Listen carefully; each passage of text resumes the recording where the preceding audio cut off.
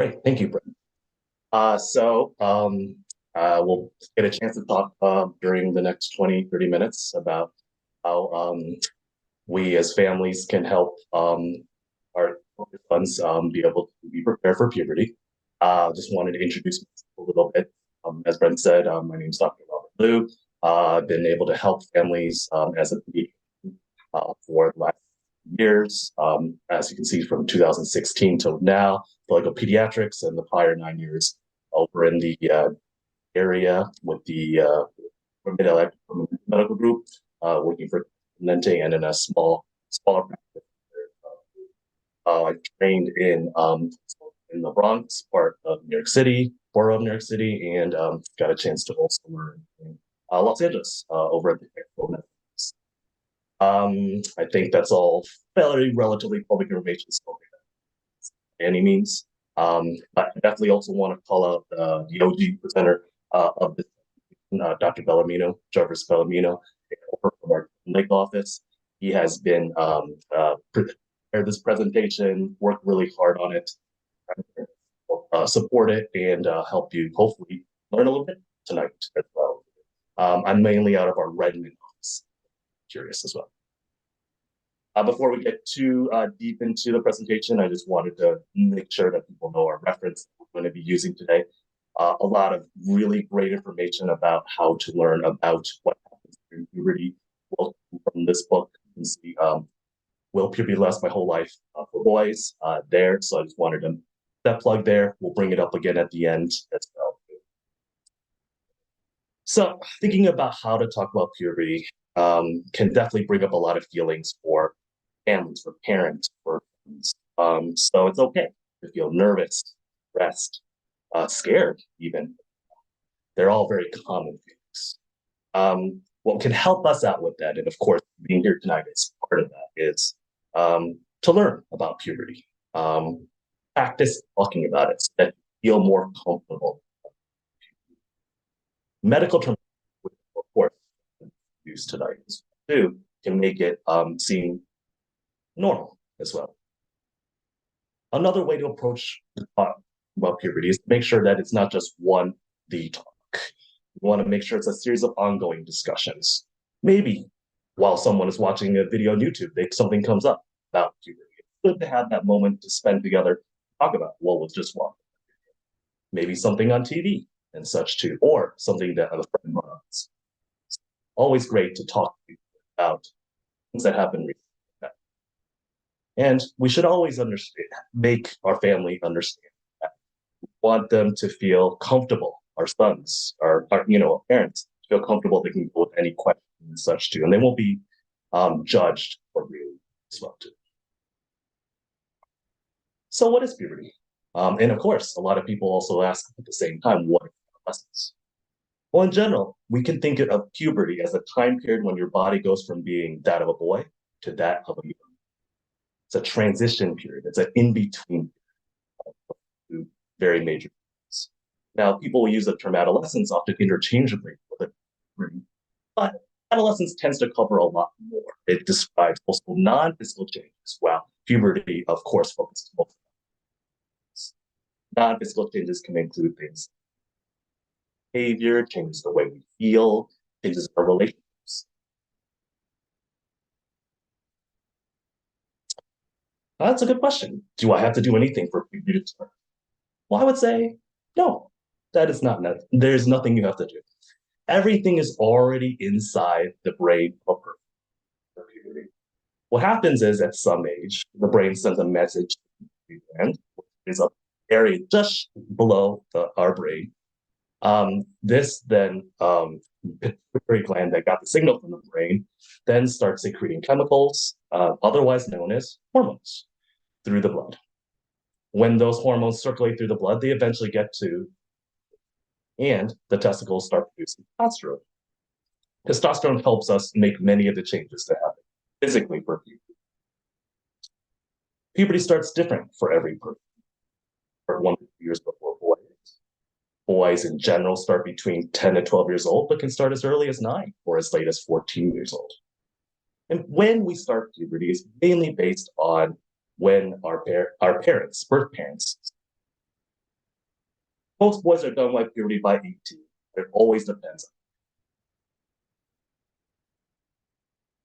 How will I know that I've started puberty? Well, most of us won't really know when we start puberty, but there are subtle changes that we'll talk about next. It's the gradual process. And the reference, of course, is comparing to something like the movie Pig, where we see things change overnight. It will not be that. Just a warning, this one is a little bit more of an explicit side next. Great little picture about how our bodies change throughout puberty. And you can see there's scales of when things change for girls and boys. For boys, our first physical sign is the enlargement of the testicles. After 6 months after this happens, it doesn't matter when you start puberty, and the changes all take time. And everybody has different patterns of body hair. Some have very little, and some have a lot. What else would we expect after pubic hair appears? Larger, and the penis longer and wider.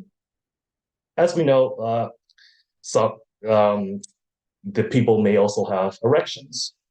One thing about erections that we have, boys can have erections their whole life. During puberty, they happen more often. Definitely good to know. And the penis can be sensitive more so to touch and to thoughts during puberty as well. Other things to expect include changes to our voice. Our hormonal changes change our voice box, our larynx. It causes it to grow larger and longer, and then our voice gets deeper. Because it's changing, our voice can crack while that is. This only lasts a few months, so you should definitely not worry. One of the common questions that we get asked is, how old am I going to be? It really depends on how tall your birth is. We have to use that comparison. The growth spurt could be delayed, so some growths grow later. So often our friends can be taller than us while they're going through their growing. Other things to expect can include body odor. The hormones can change our skin, so what happens is we produce oils, and then bacteria can grow in this oils. That then leads to body odor. This can happen more so in our armpits, our groin area, our feet. And often, as this is happening, people will not realize how strong body odor could be because we are used to it. If boys, you get reminded by our families that it might be good to start showering every day, regularly, and use deodorant, this would be why.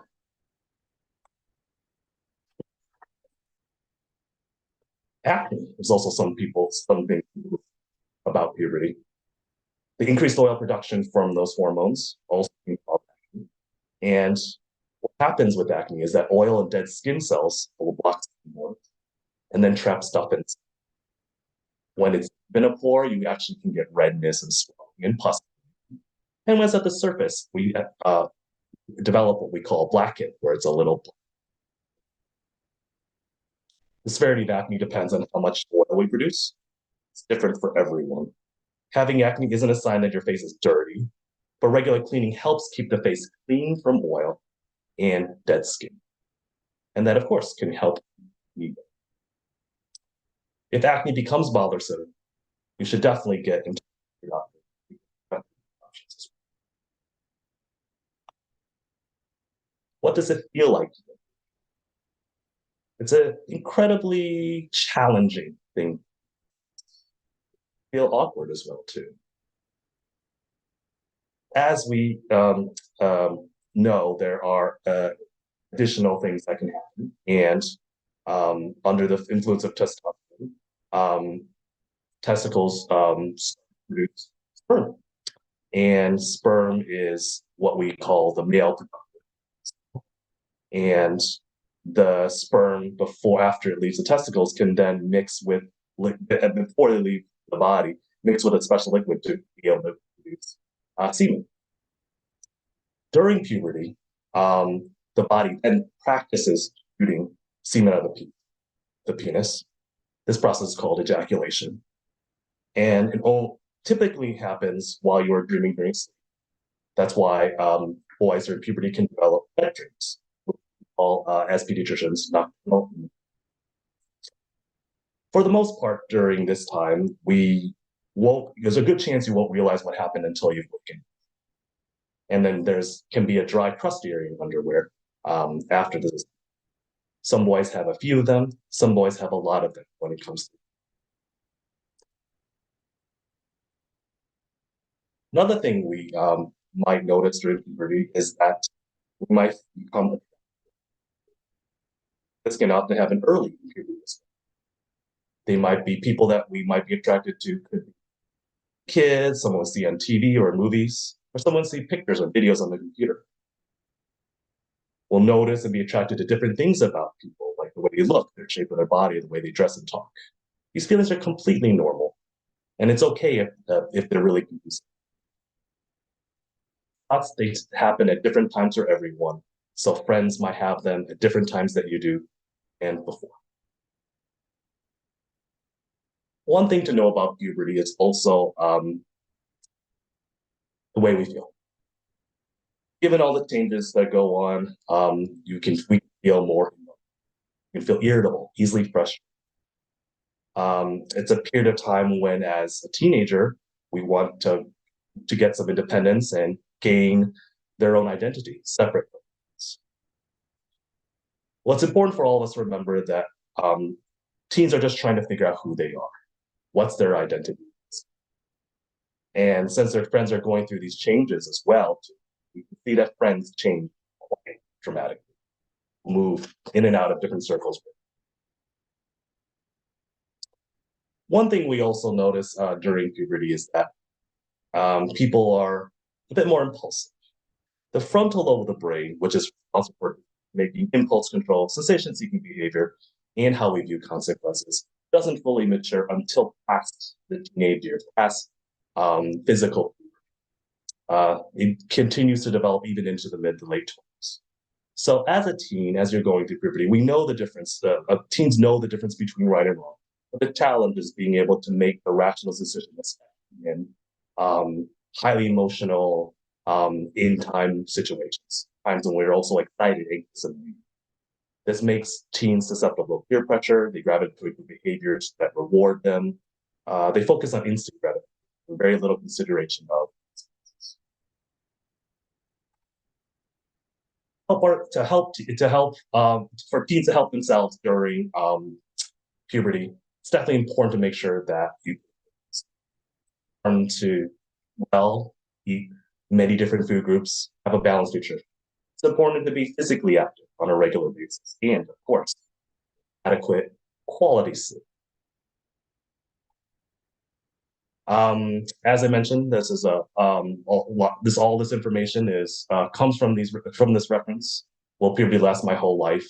It's a very good book. I read it this last 2 days again because I have it. I dug it out of the closet, so that again, it's something that we use at home. Again, Dr. Bellarmino uses this as a reference, so he may have also had this in his home as well too, as his family's growing up.